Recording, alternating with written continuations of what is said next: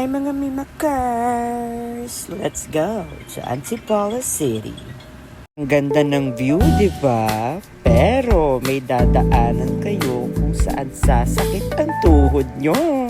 Hey, may patrekking ang resort. Kaya mag-ingat-ingat sa mga jojokyat ditis. Dahil minsan umuulan at madulas ang daan.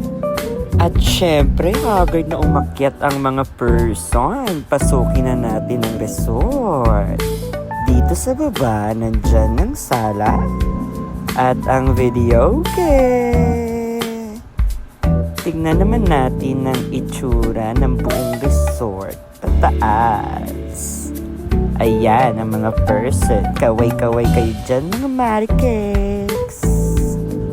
Akyat mo, ito na ang sasalubong sa iyong pangmalakasang view. O, diba? Sulit na sulit ang 10K mo dito sa resort for 22 hours na. Pasukin naman natin ang mga kwarto. Ito ang room number 1. Pasabog, may aircon kagad.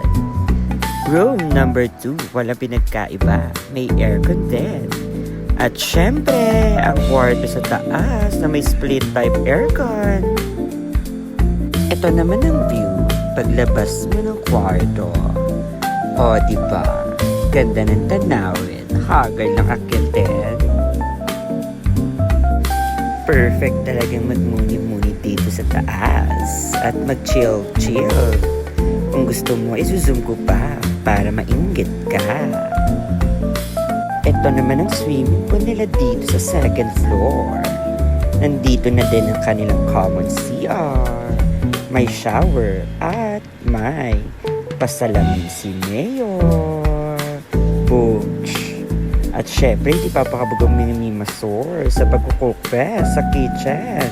Nandito na din sa baba ang kanilang ihawan through the fire. Ito naman ang itsura ng kanilang dining table. Pasabog, may budget, very Instagrammable. Andito na din ang video game. Perfect talagang magtsikahan dito sa taas. Sisirain na natin ang buhay nila, isa-isa. Choose your fighter bet. Kaya ano pang inaantay nyo? Mag-inquire na kayo sa Yonoya Mountain View Resort. Dito lang yan sa Antipolo City. Pak Aura.